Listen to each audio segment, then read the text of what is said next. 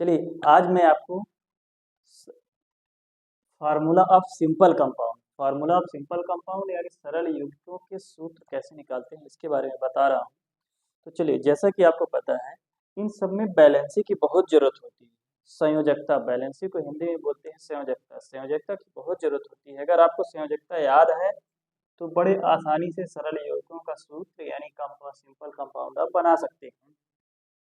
इसके लिए बैलेंसी का मैं एक टॉपिक वीडियो बना चुका हूँ, उसकी आप बैलेंसी जाके देख सकते हैं कि बैलेंसी कैसे निकाली गई है, किसकी बैलेंसी क्या होती है, चैनल में जाके देख सकते हैं। आज मैं आपको बता रहा हूँ कंपाउंड कैसे बनाते हैं। दो फार्मूला ऑफ सिंपल कंपाउंड, सरल यौगिकों को का सूत्र क्या होता है। तो चलिए, सबसे पहले संयोजकता यानी बैलेंसी आपको पता होना चाहिए, फिर आपको संकेत पता होना चाहिए, फिर हम सूत्र बना लेंगे। संकेत, नाम के साथ संकेत और बैलेंसी, दो चीजें बहुत जरूरी है इस कंपाउंड को बनाने के लिए, फार्मूला बनाने के लिए, अदरवाइज फिर आपको नहीं बन पाएगा। तो चलिए, जैसे मैं बनाता हूँ HCl तो हाइड्रोजन यानी हाइड्रोजन की बैलेंसी 1 होती है, क्लोरीन की बैलेंसी होती है माइनस, हाइड्रोजन क्लोराइड, ठीक है। तो H की हाइड्रोजन की बैलेंसी क्या होती है +1 और क्लोरीन की बैलेंसी होती है -1। तो इन दोनों को जब आपस में हम मिक्स करते हैं तो क्लोरीन की बैलेंसी हाइड्रोजन के पास आती है और हाइड्रोजन की बैलेंसी क्लोरीन के पास जाती है। तो दोनों की बैलेंसी देखिए 1-1 है, तो 1-1 लिखिए चाहे न लिखिए, उससे कोई फर्क नहीं पड़ता है। तो ये बन गया HCl, ठीक है। अब जैसे मैं दूसरा बोलता हूँ, H हाइड्रोजन और हाइड्रोजन और सल्फर को दोनों आपस मिक्स करते हैं तो हाइड्रोजन की बैलेंसी +1 और सल्फर की कितनी है -2, तो ये सल्फाइड बन जाएगा। क्या बन जाएगा देखिए H2S। तो हाइड्रोजन की बैलेंसी सल्फर के पास गई और सल्फर की बैलेंसी हाइड्रोजन के पास आई, तो बन गया हाइड्रोजन सल्फाइड। क्या बन गया हाइड्रोजन सल्फाइड। अगला देखिए मैग्नीशियम क्लोराइड, ध्यान से समझिए, मैग्नीशियम क्लोराइड है तो मैग्नीशियम की बैलेंसी +2 होती है। ये आपको बैलेंसी याद करना पड़ेगा, अगर बैलेंसी याद है तभी बनेगा। मैग्नीशियम की बैलेंसी होती है 2+, तो ये क्लोरीन की बैलेंसी होती है 1-। तो मैग्नीशियम की बैलेंसी क्लोरीन के पास जाती है और क्लोरीन की बैलेंसी कहाँ आती है मैग्नीशियम। देखिए, सफिक्स और प्रीफिक्स दो होता है, बैलेंसी पावर में ऊपर लिखी है और जब यहाँ पे हम कंपाउंड बनाते हैं, यौगिक बनाते हैं, तो बैलेंसी नीचे आ जाती है, लेकिन इंटरचेंज होगी। ये बन गया मैग्नीशियम क्लोराइड। क्या बन गया मैग्नीशियम क्लोराइड। तो अब और समझते हैं नेक्स्ट, एल्युमिनियम और ऑक्सीजन। एल्युमिनियम की बैलेंसी है 3+ और ऑक्सीजन की बैलेंसी होती है 2-।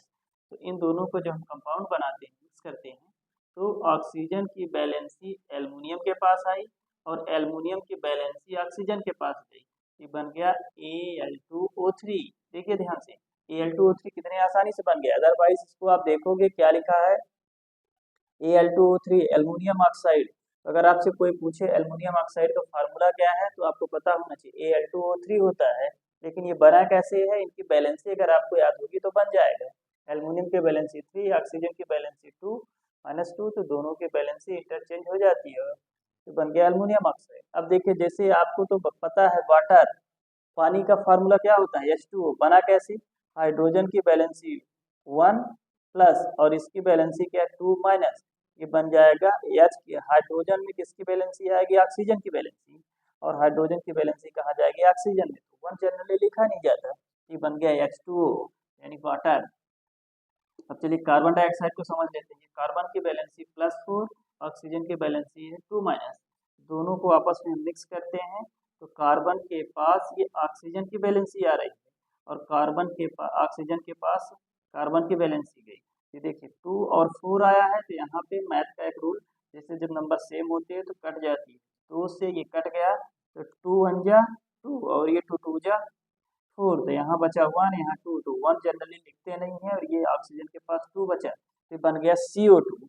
ये हुआ आपका CO2। अब देखिए यहाँ पे अगला क्या है, कार्बन डाइऑक्साइड बन गया। अब यहाँ से कैल्शियम ऑक्साइड क्या है, कैल्शियम ऑक्साइड कैसे बनता है, कैल्शियम की बैलेंसी होती है 2+, ऑक्सीजन की बैलेंसी होती है 2-।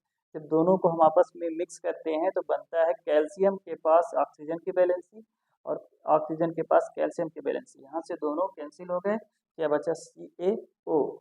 तो इस तरह आप किसी के भी कंपाउंड बना सकते हैं। बस दोनों एलिमेंट्स का आपको बैलेंस ही पता होना, सिंबल के साथ बैलेंस ही पता होना चाहिए, दोनों को मिक्स कर दीजिए आपको बन। तो बैलेंसी आप पहले याद करिए, कुछ बैलेंसी निगेटिव में होती है, कुछ बैलेंसी पॉजिटिव में होती है। ये एक 9th क्लास का बेसिक है, हालांकि 8th क्लास में इसकी जरूरत है। 9th में अगर ये आपसे बनता है तो 10th में कुछ इससे रिलेटेड जो क्वेश्चन आते हैं तो आसानी से आप उनको हल कर सकते हैं, सॉल्व कर सकते हैं, समझ सकते हैं। चलिए, थैंक यू।